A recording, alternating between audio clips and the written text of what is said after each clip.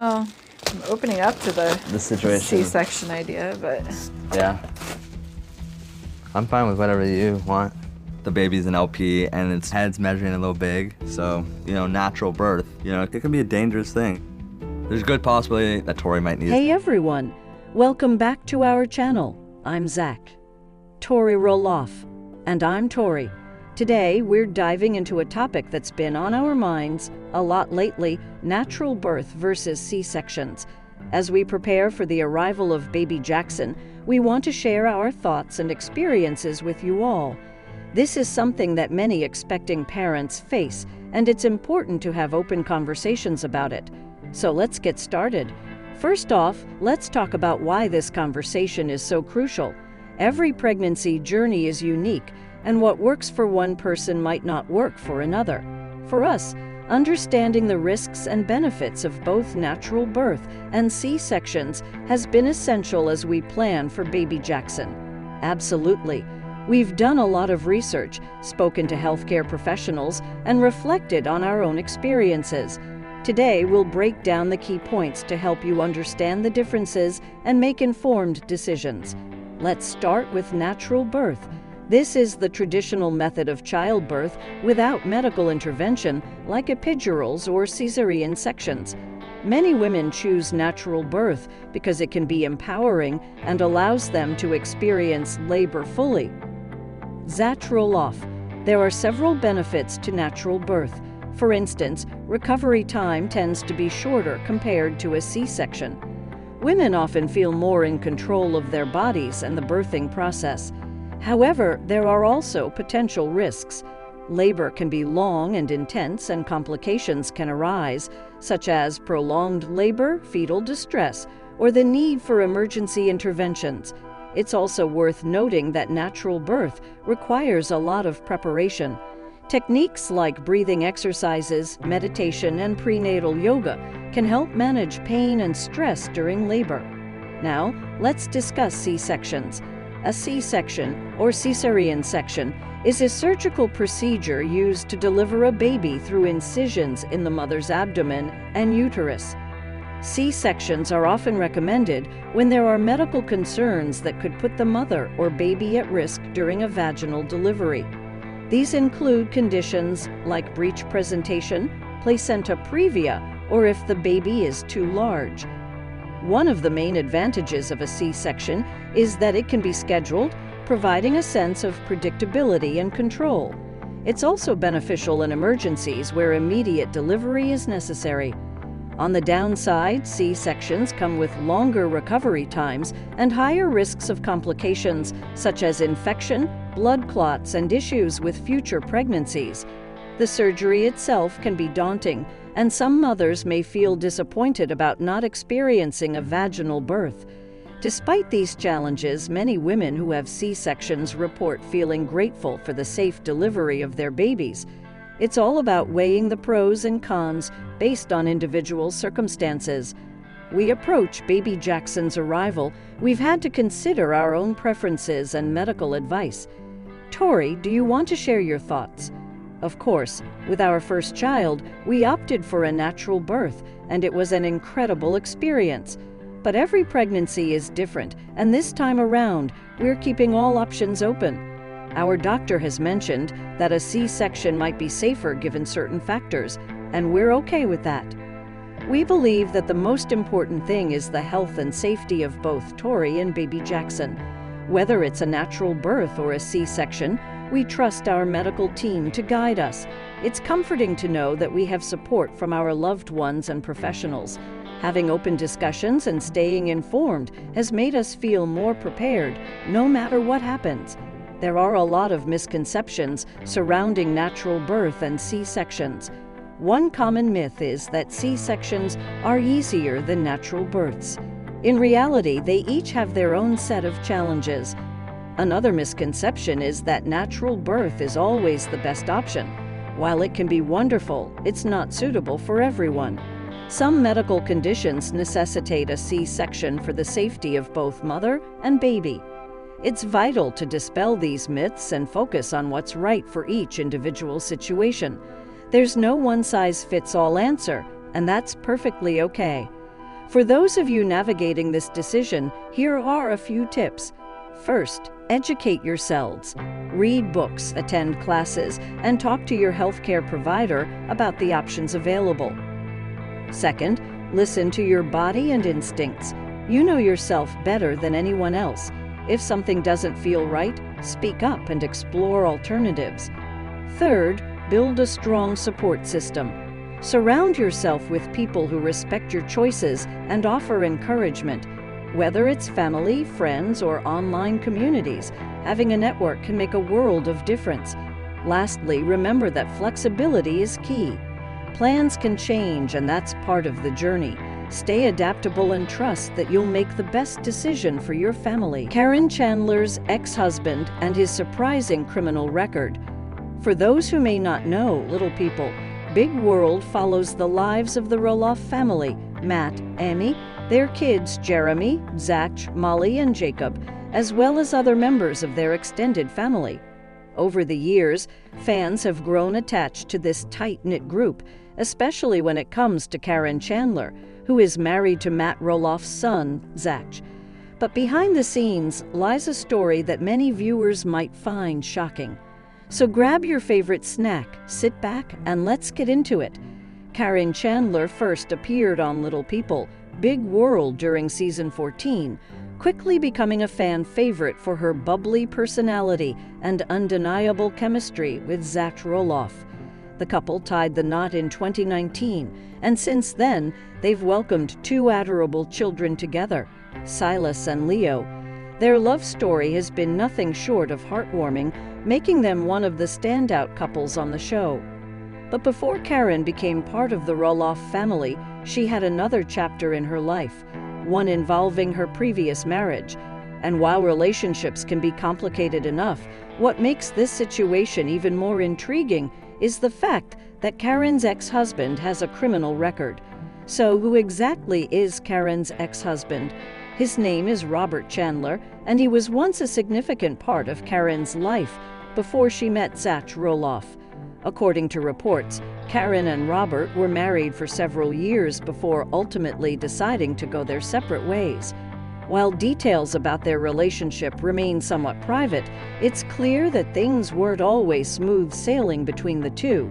In fact, after their divorce, allegations surfaced regarding Robert's behavior both during and after their marriage. This led to some serious legal trouble, which brings us to the next big question.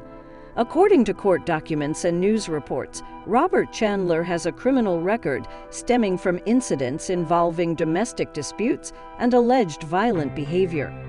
Without going into too much detail, these charges paint a troubling picture of his past actions. One notable case involved accusations of harassment and threats made against Karen following their separation. These allegations resulted in legal consequences for Robert, including restraining orders and fines. While the specifics of each charge vary, the overall pattern suggests a history of problematic behavior that likely played a role in the couple's decision to end their marriage. Thankfully, Karen found happiness again with Zach Roloff, and together, they've built a beautiful life filled with love and laughter. However, it's important to acknowledge how challenging it must have been for Karen to navigate such a difficult period in her life. Leaving an abusive or toxic relationship takes immense courage, and Karen deserves credit for taking the steps necessary to protect herself and move forward. Her journey serves as a reminder of the strength and resilience required to overcome adversity and ultimately find peace. When news of Robert's criminal record broke, fans of Little People, Big World were understandably shocked. Many took to social media to express their support for Karen, praising her for leaving a harmful situation and finding love with Zach. One fan tweeted, "Karen is such a strong woman. I'm so glad she found someone like Zach who truly cherishes her." Another wrote, "It's heartbreaking to hear about her past, but I'm happy she's in a safe and loving environment now." Of course, there were also critics who questioned why this information wasn't shared sooner, but overall, the overwhelming response has been one of empathy and admiration for Karen. While stories like Karen's can be difficult to hear, they also offer valuable lessons about love, trust, and personal growth. Here are a few key takeaways. First, it's okay to walk away from relationships that no longer serve you. Whether it's due to abuse, neglect, or simply growing apart, prioritizing your well-being is crucial. Second, healing takes time, but it's possible to rebuild your life and find happiness again. Karen's story proves that even after enduring hardship, brighter days lie ahead. And finally, surround yourself with people who uplift and support you.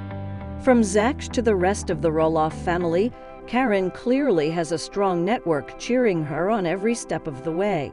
And that wraps up our deep dive into Karen Chandler's past and her ex-husband's criminal record. It's a reminder that everyone carries their own struggles, but with determination and support, it's possible to overcome anything. You know that it has always been more than just a show about little people. It's about love, resilience, and navigating life's ups and downs as a family. But recently, fans have been buzzing about some major changes happening within the Roloff household. Specifically, Amy Roloff's candid comments about how her kids feel regarding Matt Roloff's remarriage. It's an emotional topic, but also one that sheds light on the complexities of blended families and co-parenting after divorce. For years, viewers watched Matt and Amy navigate parenthood together while running their famous pumpkin farm. Their journey wasn't without challenges. They faced health issues, financial struggles, and ultimately decided to part ways. But through it all, they remained committed to raising their 4 incredible kids: Jeremy, Zach, Molly, and Jacob. To truly understand what's going on now, let's take a quick trip down memory lane. Matt and Amy Roloff first met in college and quickly became inseparable. They tied the knot in 1987 and welcomed their first child, Jeremy, shortly after. Over the next decade, they expanded their family with Zach, Molly, and Jacob. Their lives revolved around farming, parenting, and building a legacy for their kids. But like many marriages, theirs had its share of trials. In 2016, after nearly 3 decades together, Matt and Amy announced their separation. While it was heartbreaking for fans, both insisted they would remain close for the sake of their children. Amy and I still care deeply for each other, but sometimes 2 people grow in different directions. Our priority will always be our kids. We want them to see that even though we aren't married anymore, we can still work together as parents and support them no matter what. Fast forward to today, and Matt is happily remarried to Karen Chandler, who has become an integral part of the Roloff family dynamic. For those unfamiliar, Karen first appeared on the show in 2017 when she began dating Matt. At the time, there were mixed reactions from fans. Some were excited to see Matt find happiness again, while others worried about how this might affect his relationship with Amy and their kids. Matt and Karen's relationship blossomed over the years, culminating in their wedding in 2019.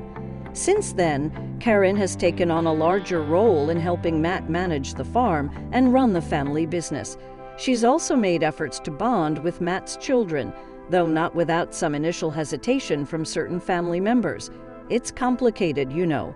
I don't really know how my kids feel about Matt getting remarried. They haven't said much to me about it directly, so I try not to assume anything. All I can do is be there for them if they ever need to talk. Amy's words struck a chord with many viewers because they highlight just how tricky these situations can be. Even though she and Matt maintain a respectful relationship, it's clear that emotions surrounding his new marriage run deep for Amy, for the kids, and likely for Matt himself. When ex-spouses remarry, it often brings up unresolved feelings or concerns about loyalty. For Amy, seeing Matt move on with someone else may bring back memories of their shared past, or make her question whether her kids feel caught in the middle. And for the kids themselves, processing their dad's new relationship while maintaining ties with both parents adds another layer of complexity.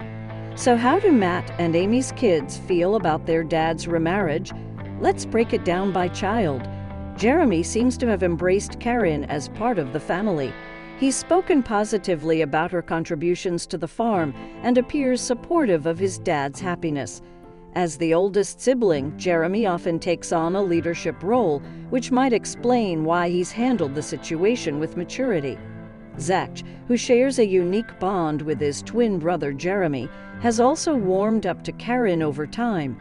However, given Zach's introverted nature, he tends to keep his personal feelings private. Fans speculate that he's adjusting well, but only time will tell if any lingering tensions exist beneath the surface. Molly has openly expressed appreciation for Karen's presence in her dad's life.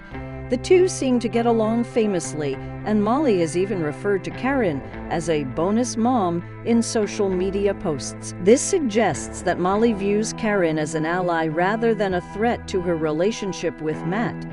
Jacob, being the youngest, may still be figuring out his feelings about everything. While he hasn't publicly commented on Karen or his dad's remarriage, sources close to the family say he's reserved yet respectful. Like Amy mentioned earlier, it's possible Jacob hasn't fully processed his emotions yet, or simply chooses to keep them to himself.